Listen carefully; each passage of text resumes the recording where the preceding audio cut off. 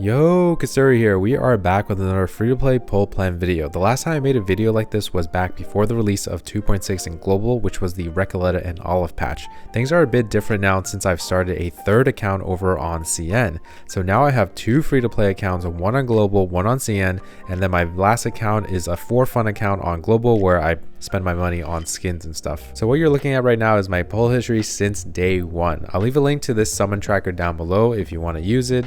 This video is going to be me yapping about my plans for my global free-to-play account in the upcoming patches. So if you want a day one free-to-play perspective, you've come to the right video.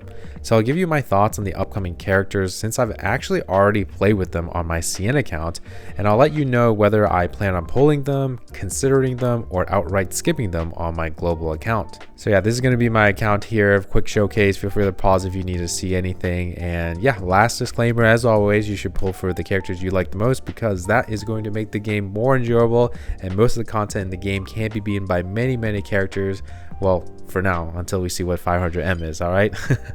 Okay, let's get started here. I do want to talk about the AC collab units just because we have a week or so left of them, and I actually could have approached these banners super min-maxy, meaning I could have literally waited to the last second to pull on these banners just in case they were relevant in CN and future reveries. And the reason why I say that is with the announcement of 3.1 and how they're adding more stages, 500M, and then there's an endless mode, there could be potentially a stage that is specifically made for AC collab units. And if you don't have those AC collab units, it will be much harder, or you'll require future units to clear that. So what you could actually have done if you were a super min-maxy meta player, you could have actually waited for 3.1 to drop, watch streams, watch videos of people playing it. You will still have about 10 to 12 hours on the global side to pull for them if you find out that 500M requires Assassin's Creed characters to clear it. Personally, I'm not that sweaty, but what I'm just trying to say is that if you pull for Ezio and Cassandra, they're going to be good for a while. Like I said before, the fact that Ezio and Cassandra have so many different combinations of weapons and paths,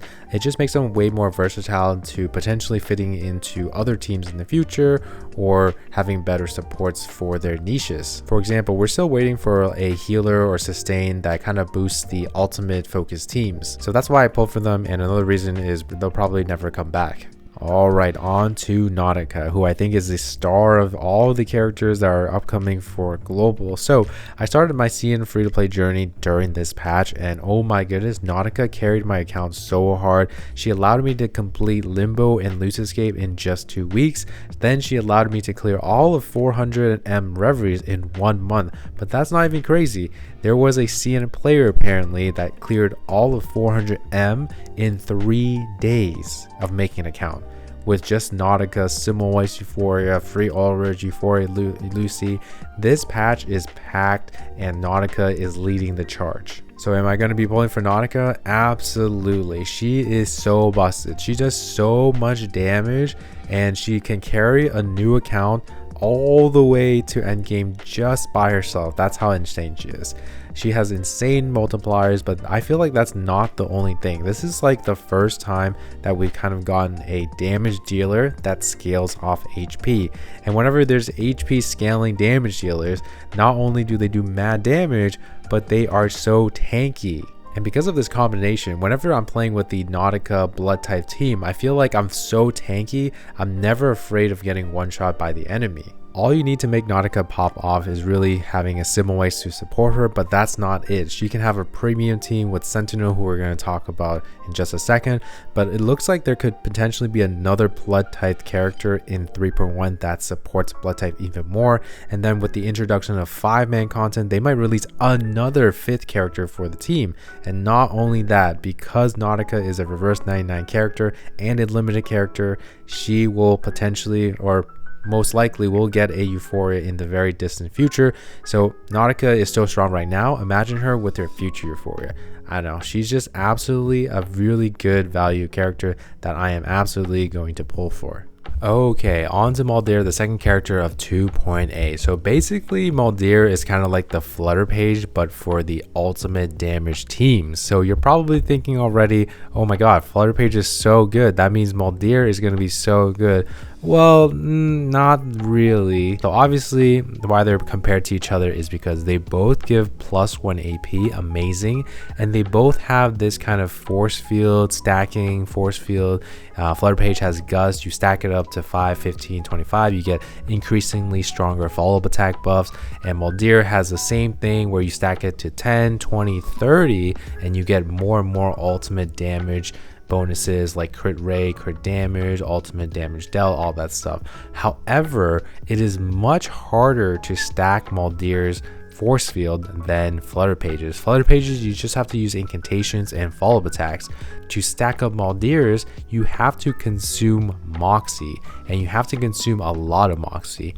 So if you want to get that 30 stack, extra critical rate, extra critical damage, 60% ultimate damage dealt or something like that, you need to spend 30 Moxie in roughly around 30 rounds, because the stacks only last 3 rounds. Just think about that. Trying to spend 30 Moxie in 3 rounds is very, very hard, and the only characters that can kind of really achieve this right now is with Recoleta and her precast incantations. And what's more frustrating is that just right now we got Ezio and Cassandra, who both have an ultimate playstyle, but none of them use Moxie. So basically you can use Moldir with them, but you can not use Moldir with them because they are not going to stack the force field of Moldir, and then Moldir is not going to be able to boost the ultimate damage of Ezio and Cassandra. So unfortunately, with how restrictive her stacking is, needing so much Moxie, there's only really the Recoleta team where she kind of shines the most at the moment. Yes, you can use her with Euphoria Getien and Euphoria Centurion, but they are not going to help Moldir fully stack her buff. So I think she still has a lot of potential in the future when we do get characters that consume a lot of Moxie, but as for now, I don't think she's too important, and I most likely will be skipping her. Maybe I'll throw a couple polls, see if I get her early, but as for now, we'll just have to wait to see what other characters come in the future.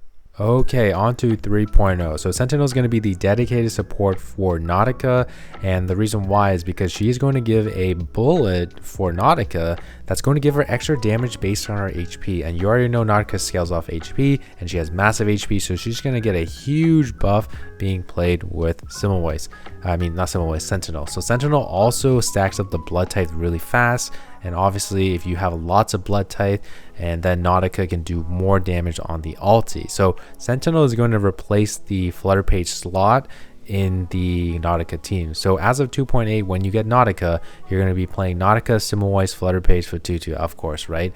But once Sentinel comes, you can finally free up your Flutter Page onto your Ezio team now and have a more premium Nautika team. So I am going to be pulling for Sentinel just because I want to free up my Flutter Page, and I also want to make the Nautika team even stronger. So Sentinel actually has a lot of upside. She's not just a support for Nautika, she can support DPS Simulway, she can support Eternity, she can also be played by herself as the main DPS, but because she is an HP support character, in the future, if we ever get HP characters, she could potentially support those characters as well. Also, another reason to pull for Sentinel is to replace your Flutter Page in the Nautika team, so now you can free up your Flutter Page on her other 10 teams. Alright, on to 3.0's last character, Charon. So if you don't know anything about Charon, the difference between a Dynamo team with and without Charon is massive, okay? So when you guys play Lucy and Ulrich in 2.8, you're going to feel like they do a lot of damage, and they're going to feel amazing when you get to Electric Field 3. And right now, if you don't know anything about Dynamo, you don't know anything about Electric Field 3, basically Lucy and Ulrich pop off on Electric Field 3, and in order to get to Electric Field 3, it usually takes 4 to 5 turns to finally ramp up. But if you have Charon in that Dynamo team, it will only take 2 or 3 turns to ramp up to that massive crazy damage. But that's not it. You not only get faster ramp up time, did I say that Charon has a crit buff for your team? He also debuffs the enemy, making them take more damage. Oh wait, he also has an execute that does true damage on the enemy when they're like 10 or 20% HP. And also he's kind of like a mini +1 AP, because when he gets Electric Field 3, he and the unit in front of him, which is most likely Lucy, does not consume AP when they use their ultimate. Yeah, his kit is overloaded. with so much utility and damage. And it's pretty obvious with how I'm explaining Charon right now that I am definitely going to be pulling for Charon. He is so good. So yeah, that's basically the plan right now. It's going to be pull Nautika, consider Moldir, pull Sentinel, and pull Charon. As for the upcoming 3.1 characters, as of making this video, we don't know the kits of them just yet, but they look like they could potentially be even more supports for Blood Tithe or Dynamo. At least that's what it's rumored to be. So as for my CN account, I actually skipped the AC collab because I wanted to pull for these upcoming units. But until we know more about these characters and more about their kits, I'm not going to really talk about them too much, but I am definitely going to be pulling them for my CN account. And if you ever want to watch any of the CN content or global content, I will be streaming all of my testings, all my pullings for all of these characters when they release on their first day. Alright, that's going to be it for the video. Hope you guys found it helpful, enjoyable. I will see you in the next one. Peace.